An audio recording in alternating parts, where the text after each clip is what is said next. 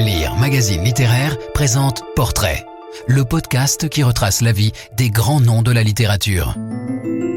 Épisode 14, Marguerite Duras, un destin d'exception.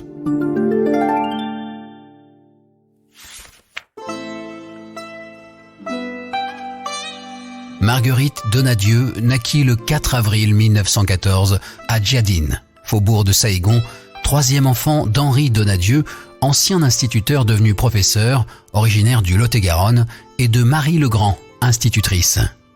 Ses parents avaient émigré en Cochinchine française pour y trouver de meilleures conditions de vie. Veufs, l'un et l'autre, ils s'étaient rencontrés à l'école normale de Saïgon et décidèrent en octobre 1909 de mettre un terme à leur veuvage respectif. Du mariage résultèrent d'abord 2 garçons. Pierre, né en 1910, le préféré de Marie, le voyou admiré et craint, et qui devait au sortir d'une adolescence oisive se saouler d'opium. Et Paul, né l'année suivante, plus doux, sinon moins paresseux, mort prématurément en 1942. Henri Donadieu avait été promu à Hanoï, puis, contre son gré, à Phnom Penh, au poste de directeur pour le Cambodge de l'enseignement primaire. Ayant contracté le paludisme, il dut retourner en France, où il mourut le 4 décembre 1920. Il eut le temps d'acquérir une propriété à Pardaillan, petit village du Lot-et-Garonne, non loin de Duras. C'est ce nom que Marguerite Donadieu prit comme pseudonyme pour son premier roman, Les Impudents, en 1943, dont l'action se situe dans cette région. Après 2 ans passés en France, Marie Donadieu retrouva un poste d'institutrice à Vinlang, dans le delta du Mékong. De son enfance indo-chinoise, et un peu française aussi, Marguerite Duras s'inspira d'un bout à l'autre de son œuvre, tout en la déformant ad libitum, manière à la fois de se la réapproprier et de la mettre à distance. Avant d'être la romancière des amours extrêmes, Marguerite Duras fut donc une romancière de l'Extrême-Orient qu'il avait vu grandir. L'administration coloniale parut fournir à Madame Donadieu une occasion de s'enrichir en lui proposant de devenir propriétaire d'un grand domaine à cultiver dans le golfe du Siam. 20 ans d'économie furent engloutis dans ce qui s'avéra être une affaire pourrie. Le domaine inondé chaque année par les grandes marées était en fait impropre à la culture, et les aigrefins du cadastre le savaient.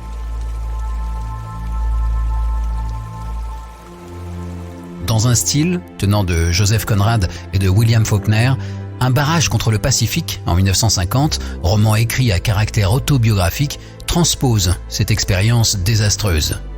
En juillet, la mer était montée comme d'habitude à l'assaut de la plaine. Les barrages n'étaient pas assez puissants. Ils avaient été rongés par les crabes nains des rizières. En une nuit, ils s'effondrèrent.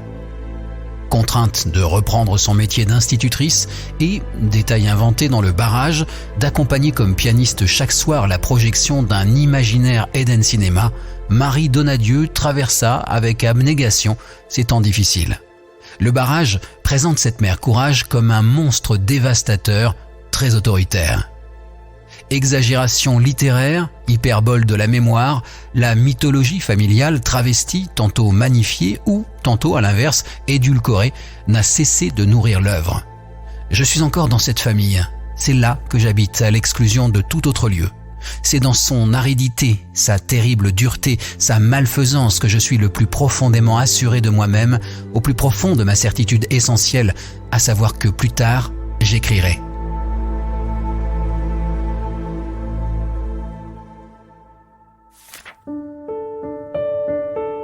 Catastrophiques, les débuts de la petite Marguerite? Si l'on veut s'en persuader, il suffit de prendre pour argent comptant les cahiers de la guerre, à la fois ébauche de romans et documents autobiographiques où Marguerite Duras évoque la vérité dure, âpre de son enfance, la violence de son frère aîné qui la cognait ou de sa mère qui la frappait.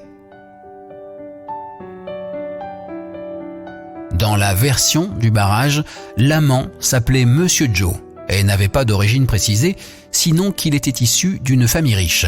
Dans l'amant rencontré sur le bac, entre Sadek et Saï, Il n'est plus nommé, seulement présenté comme un Chinois, et une fois mon amant de Cholène, vêtu de tussor et de soie grège, portant diamants et roulant dans une Maurice Léon Bollé comme dans les autres versions.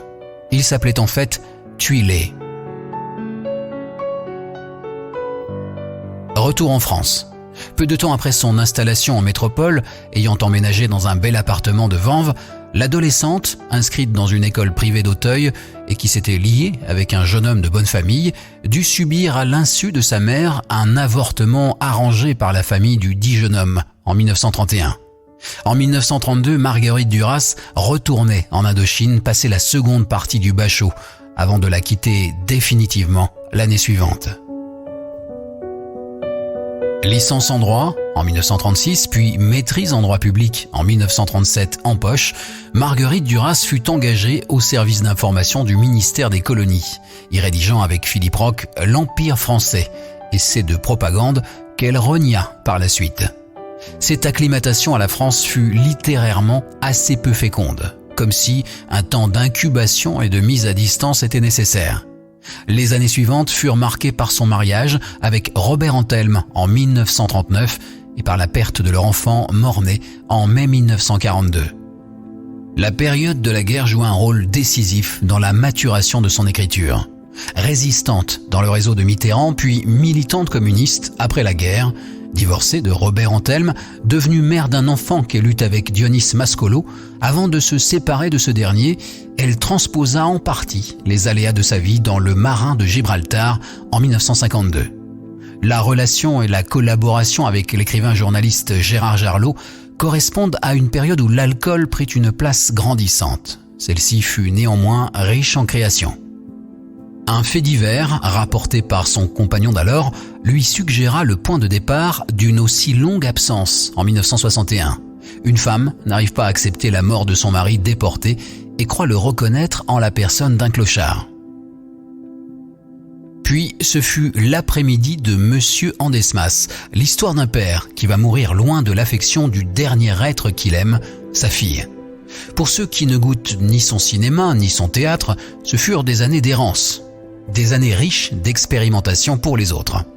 Il fallait aussi qu'elle construise son barrage contre le risque plus insidieux d'une pacification intérieure qui menaçait de la laisser aussi sèche que la saline du barrage. Après une période, les années 1970, où elle parut au bord de se résigner à ne plus écrire, elle finit par trouver avec l'amant, sinon le style qu'elle cherchait, du moins la gloire d'un prix Goncourt manqué de peu en 1950. Elle confessa avoir écrit avec une sorte de joie, voire de jubilation, cette nouvelle version de son adolescence indo-chinoise. Le style y est, selon ses propres termes, celui de l'écriture courante, une écriture hors de toute recherche classique, un phrasé sans phrase, si l'on peut dire, avec les mots de tous les jours, écriture fluide, toujours en mouvement, haletante, constamment en lutte contre sa propre perte. La douleur, en 1985, contribua à mettre les critiques en sourdine. Il n'était désormais plus contestable qu'elle avait quelque chose à dire. Sa sacralisation de l'écriture pure, l'abandon partiel de la forme narrative et des considérations relatives à la psychologie des personnages, l'usage des mots courants, ses libertés avec la syntaxe ont pu aussi agacer. Ces précocités n'étaient toutefois pas seulement l'expression d'un narcissisme grandissant, mais surtout les contre-coups d'une volonté obstinée. Se montrer en s'effaçant, faire résonner le lyrisme d'une prose de plus en plus épurée, elliptique, trouée. Il faut y voir l'écho d'un travail infini pour se conquérir et s'accepter, comme sujet d'effet, maladroit, lacunaire, évidé jusque dans la décrépitude finale, avec pour dernier compagnon de déroute Yann Andrea. Hiroshima en littérature en quelque sorte, mais Hiroshima mon amour, s'il est vrai qu'elle a d'abord réhabilité l'amour en littérature, ce grand oublié des modernités successives. En 1985 paraît La douleur. Marguerite Duras y relate de manière crue et émouvante le retour de déportation de Robert Antelme, alors son mari. La douleur raconte aussi comment, juste avant la libération, elle avait séduit Charles Delval, espérant obtenir la libération de son mari, arrêté le 1er juin 1944 dans la souricière de la rue Dupin, à laquelle Delval avait pris part. Le gestapiste Delval devait être condamné à mort en janvier 1945 et exécuté. Le témoignage de Marguerite Anthelme a-t-il été décisif ? À vrai dire, les charges contre ce personnage secondaire étaient maigres et, selon Pierre Péan, la peine de mort disproportionnée.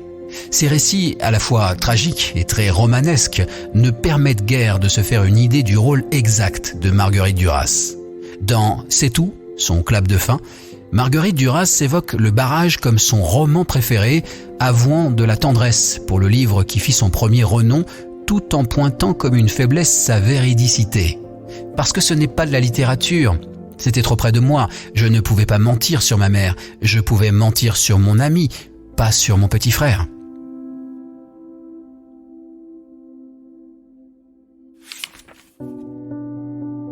Cet exercice de mentir vrai fut bien accueilli par la critique, même s'il lui fut reproché de n'avoir inventé ni une technique nouvelle, ni un style neuf. Colette, Carco, Dorgelès et les autres membres du Goncourt attribuèrent le prix à Paul Colin pour Les Jeux sauvages. Jusqu'à sa mort, Marguerite Duras pensa que le barrage avait été victime de son engagement communiste. Elle dut attendre 1984 pour se voir consacrée avec L'Amant.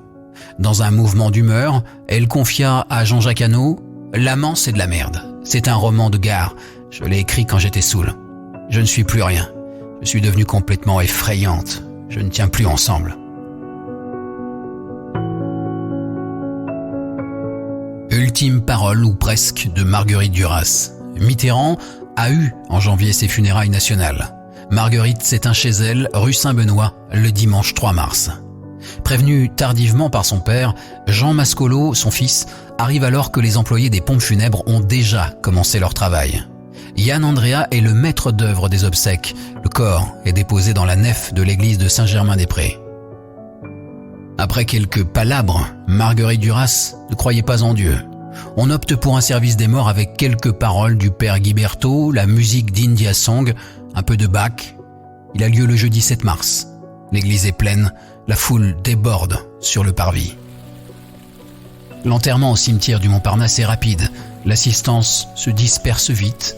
On est en mars, le mois des giboulées, il fait froid. Le tonnerre est même de la partie. C'est tout.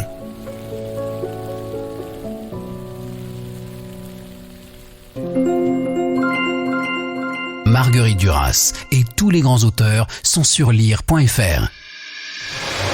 Si vous avez aimé cet épisode, abonnez-vous au podcast Portrait de Lire Magazine Littéraire et aidez-nous à le faire connaître en laissant des commentaires et des étoiles.